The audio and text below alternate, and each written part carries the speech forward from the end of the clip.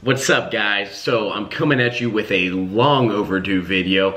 A couple weeks ago I got a pinner test in the mail. So they sent me out this kit to get my intolerance test done, and I sent out my blood work a few weeks ago and I got my results back, and I just haven't had time to make a video. So today I am doing that. I'm going to share my results with you, what that means, and maybe if you feel like you have some kind of intolerance issue with some type of food, this might be an option for you to get done as well. So here in the upcoming clips, I will show you my results and I'll go through the explanation.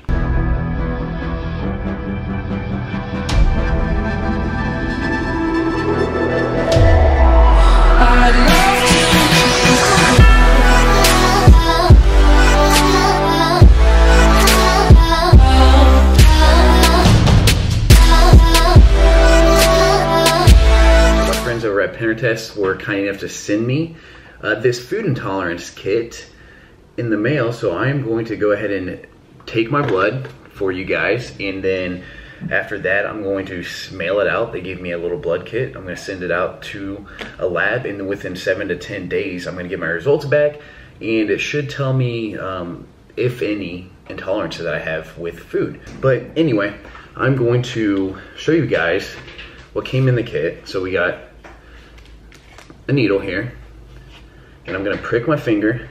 So close your eyes if you guys don't like needles or anything like that. It's kind of like as if I'm drawing blood for the blood glucose test. They gave me needle, alcohol swab, and a little thing to put my drop of blood in. So I'm going to prick myself, but first, alcohol swab. And don't worry guys, I've got a RN in the background, so just in case something does go wrong, I'll save you. Do you want to prick my finger? Can I? Do you want to? Yeah. Sure. Alright, so she is going to prick my finger. And you have to drop it on here? Yep, okay. So the lovely Lauren First, RN, is in the house, ladies and gentlemen. Alright, let's see how good your nursing skills are. So you twist it. There you go. Don't. It's just. Ready? Yeah. So go ahead and just push the button. Okay. Oh, There's a small little needle in here. Did you? Yep. I already seen. How long did you wait? How long should I wait? I wear gloves, but I'm not. So. Yeah. So it's okay. How long did I wait? How long am I supposed to wait? All right. So look.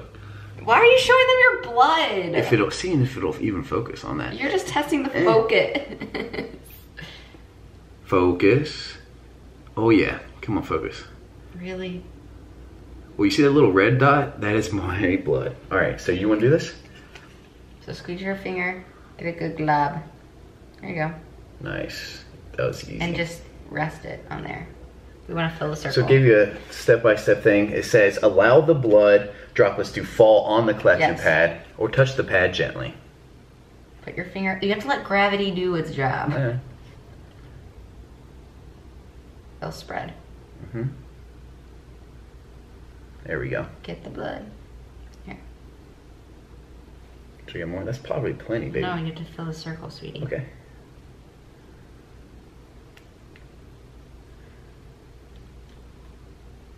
One more. Advice to all you guys. Date a nurse. Seriously. One more. Damn.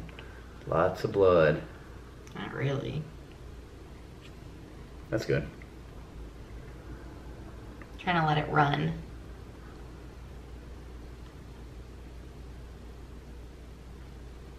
Two to 3 drops. Mm-hmm. That's plenty, I'd say.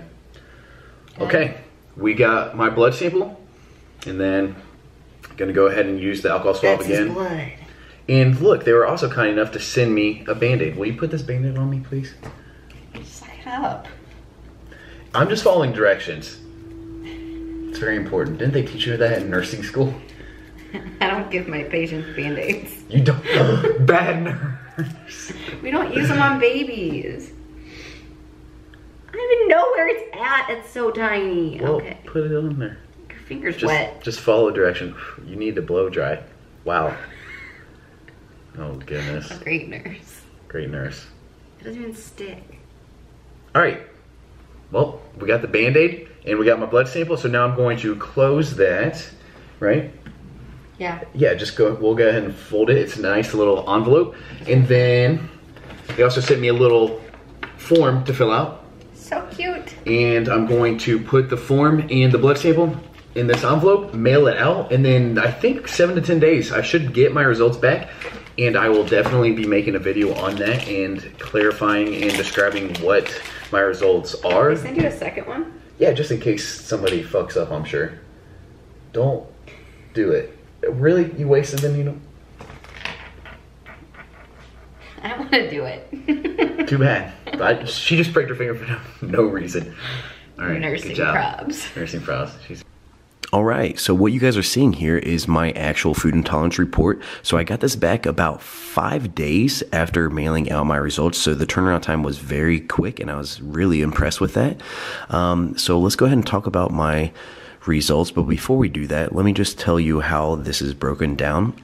So you can see how to understand your Pinner test report. Okay, so you're going to see below here that they give you a red column and containing the foods that you should probably avoid because they came back negatively. Okay, so the test detected that you have an intolerance to the foods that are in red, and then there's also going to be a green column, and this means that you had no reaction to these foods. So these would be considered quote unquote safe foods for you to incorporate into your diet.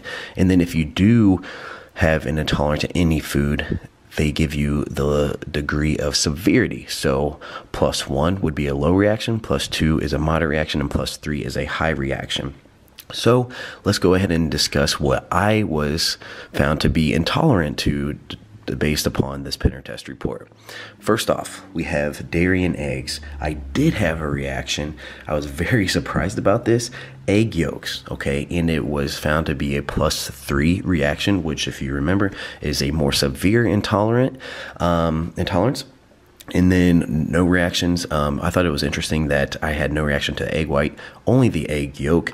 And honestly, I don't know about this one because, I mean, I do eat egg yolks pretty consistently. And I mean, it's not like I'm eating a lot of egg yolks when I do, but maybe one at a time and then mix some egg whites in that. So, and I've never really experienced any kind of problem with the digestion of the egg yolks. So I was pretty surprised to see that one. And you can move on down the document. Drinks. Okay, so I was found to not have any reactions with any kind of drinks, so that's awesome. Moving on down the document to the fish and seafood section. Tuna. Okay, so I was found to be intolerant to tuna based upon the test, and it's another +3 severe reaction. Now, I don't really eat too much tuna. I used to eat it religiously back in my bodybuilding days 10 years ago before I was incorporating flexible dieting as a lifestyle, but my eating tuna out of a can days are over, so this is no problem whatsoever. Keep going down. Fruits. I was found to have no intolerance to any kind of fruit, thankfully. Going down to grains now, no intolerance was found with grains either, so I was very happy to see this. And a lot of people nowadays, as you probably know, feel like they are intolerant or allergic to grains, when a lot of times it's not the case. Okay, so I will discuss here in the upcoming clips the difference between an allergic reaction and an intolerance, but for now, right now, let's just continue to scroll through my results. Okay, moving on down to legumes. Look at this. 2 intolerances found here, peanuts and pinto beans. Both were found to be +3 reactions. Peanuts. Okay, so I'm going to pretend that this is not on here because I consume peanut butter on the daily, and I've honestly never had any kind of negative reaction to doing that, so I question this intolerance. Pinto beans, +3. Okay, so this is interesting, and I kind of want to take this one to consideration because I do have I felt like I've had a problem digesting beans, okay? And I don't know if it's just pinto beans in general or what, especially when I go out to Chipotle. I don't know if it's the fiber found within the beans, but when I go out to Chipotle and throw beans into my bowl or burrito, I feel like I do have some kind of digestion problem with that. So I'm just gonna just not eat beans, okay? That's no problem for me whatsoever. Continuing to move down the document, meats. No intolerance to meats were found.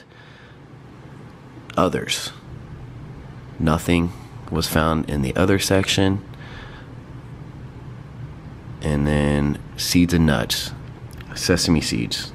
+3 again. So another severe intolerance was found in this food category. And you know what? I do eat quite a bit of sesame seeds. Okay, so I do like everything bagels, which have sesame seeds covered all over them. And then if you guys have been to Trader Joe's, they have the new everything seasoning out, and the first ingredient on that is sesame seeds. And I have been dousing my food in that seasoning, and I love it. I don't think I have any kind of digestion problem with the sesame seeds, but I think my girlfriend would beg to differ because she says I am very gassy after consuming a lot of that everything seasoning, but I think I'll just continue to use it. And then lastly here, you're going to see spices and herbs column. No intolerance was found here. And then the last one is veggies. Again, no intolerances. So out of all of these foods, I was found to be intolerant to 5 things. Again, sesame seeds, pinto beans, peanuts, tuna, and egg yolk, okay? So, will I avoid these foods because they came back intolerant? Not necessarily, okay? Will I be more aware of them? Probably, okay? But one thing I do want to note, okay, is what is the difference between an allergy and an actual intolerance? Or is there a difference?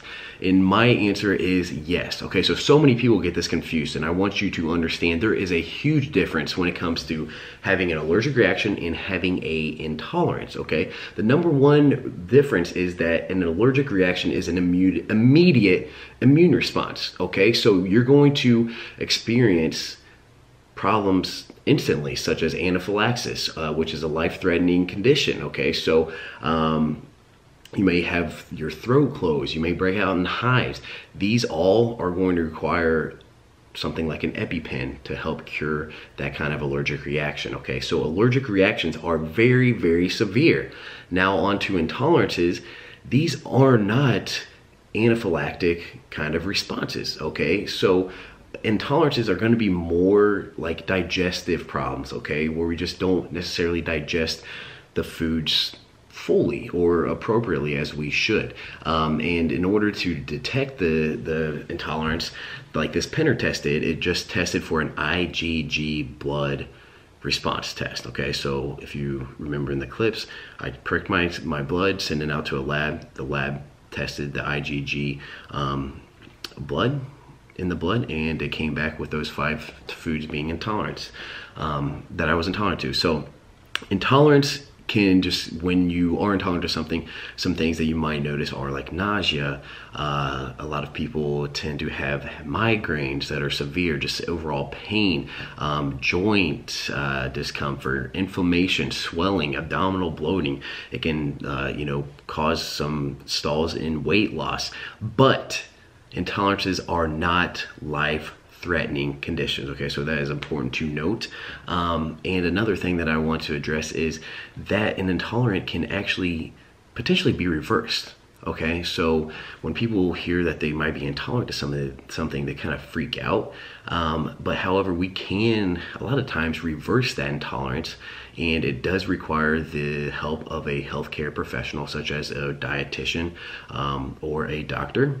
I'd recommend like an elimination diet. So not simply, but what that entails is like eliminating the food that you're intolerant to for about 6 months.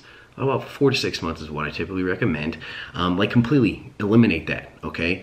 And then slowly reintroduce that food back, okay? And the key to reintroducing the food is to do it one at a time, okay? So for my example, if I wanted to figure out the whole pinto bean thing, okay, so I need to eliminate pinto beans for like 4 to 6 months, and then if I want to try to develop a tolerance back to that, I would simply add in 1 serving of pinto bean one day, and then I would go a couple of days without it, and then I would try adding it back in, seeing if I have any kind of, you know, response to introducing that food back. Now, it is important to also note that an intolerance reaction can be, you can notice them within a couple hours after consuming the food, but typically what I find with a lot of my clients is it's a couple of days after, okay? So for just me as an example, if I was to consume pinto beans today, I might feel fine tonight, but a couple of days down the road, I might just feel like just so discomforting, just a little bit sluggish, and just abdominal bloating or pains, things like that. So, is the pinner test for you? And the answer is yes and no, okay? So if you're somebody that is struggling with current digestion problems and you're kind of just lost as far as what to do with your diet, you know what? The pinner test could be a good answer for you, okay? But if you're somebody who's doing fine, you're eating healthily, you're feeling great, no digestion problems, no signs of nausea, abdominal bloating, you're not sluggish or anything like that, then save your money probably, okay? But for those of you that are interested in checking out your intolerances, I will link the pinner test down below, and they were kind enough to give me a discount code as well, because the test honestly is not a very cheap one, but they gave me a code, Bair, B-A-I-R, and that'll give you, I think, $60 off at the checkout. So once again, thank you very much to Pinner Test for sending me a kit. It was a fun little test to do on myself. So I hope you guys enjoyed the video. If you did, please give it a thumbs up. It really helps grow this channel, as Lauren and I are doing our best to do that. And feel free to comment down below. And I will see you guys in the next video. Thanks so much for watching. I hope you guys all have a wonderful day, night, wherever you are in the country. I love you. Seriously.